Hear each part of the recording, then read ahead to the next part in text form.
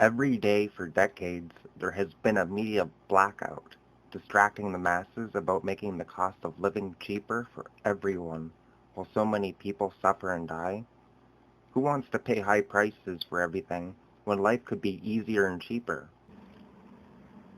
Don't you think all the fear-mongering about collapse keeps people and countries dependent on poisonous energy that renewable hemp fuel can make obsolete? There are so many books, movies, and sources of information trying to convince people the world is running out of energy or collapsing, leaving people with very little to do about it. None of the Zeitgeist movies mentioned hemp as a solution. As of November 9th, 2012, over 18 million people just on YouTube alone have seen Zeitgeist Moving Forward, which tries to convince people the world is running out of energy, and somebody claims in the movie nothing can come close, even within 1%. And I have math later in this video that proves all of the world's energy can come from hemp fuel, and then some, not even considering all the land that can be converted into arable land good for growing food crops. Make up your own mind and do your own research. Zeitgeist did not inform the public that peak oil and economic collapse are frauds. Oil is the foundation of, and that is present throughout the edifice of human civilization. There are 10 calories of hydrocarbon energy, oil and natural gas, in every calorie of food you and I eat in the industrialized world. Fertilizers are made from natural gas. Pesticides are made from oil. You drive oil-powered machines to plant, plow, irrigate, harvest, transport, package. You wrap the food in plastic, that's oil. All plastic is oil. There are 7 gallons of oil in every tire. Oil is everywhere. It's ubiquitous. And it's only because of oil that there are 7 billion people, or almost 7 billion people on this planet right now. The arrival of this cheap, easy energy, which is equivalent, by the way, to billions of slaves working around the clock, changed the world in such a radical way over the last century, and the population has gone up 10 times. But by 2050, oil supply is able to support less than half the present world's population in their present way of life. So the scale of adjustment to live differently is just enormous. The world is now using 6 barrels of oil for every barrel it finds. 5 years ago it was using 4 barrels of oil for every barrel it finds.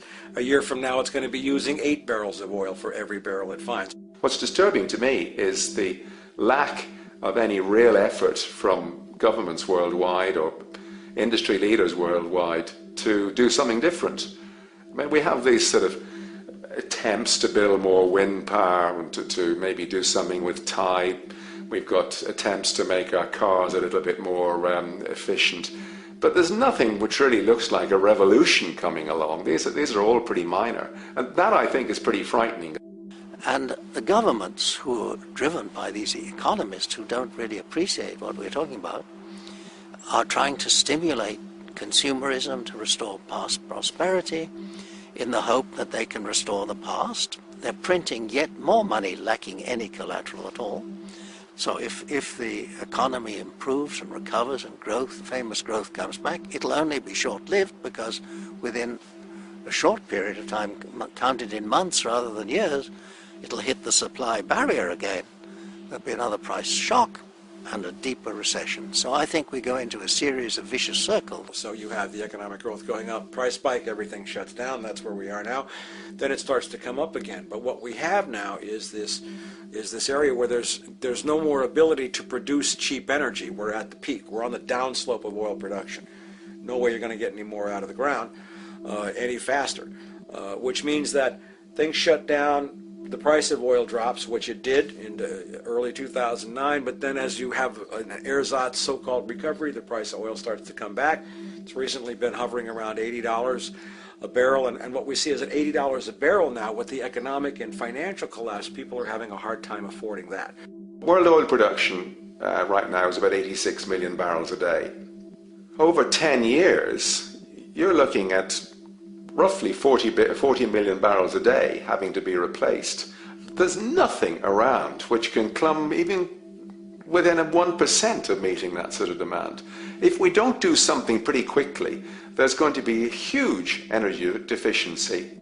I think the big mistake is in not recognizing a decade or so ago that a concerted effort needed to be made to develop these sustainable forms of energy. I think that's something our grandchildren will look back on with total disbelief. You people knew that you were dealing with a finite commodity.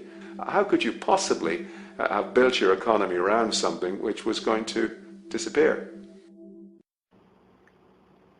Over 50,000 biodegradable products can be derived from hemp, saving the earth.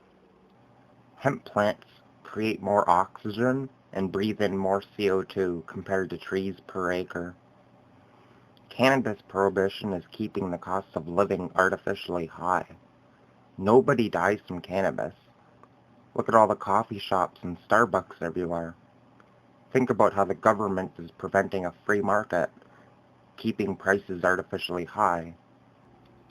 Hemp field can make America or any country energy independent with renewable, non-toxic energy, and it wouldn't take long. Some hemp strains mature in 60 to 90 days.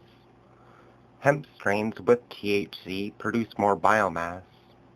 Ethanol, methanol, methane gas, and gasoline without sulfur can be derived from biomass made from hemp. Hemp can produce 10 tons of biomass per acre every 4 months. Biomass has a heating value of 5,000 to 8,000 BTU per pound. The hemp plant is one of the only plants that can be harvested year-round in states like California or Florida, for example. Hemp fuel would create a clean energy source that would make all poisonous forms of energy obsolete. Hemp harvests more biomass per acre compared to corn. Hemp is less energy intensive.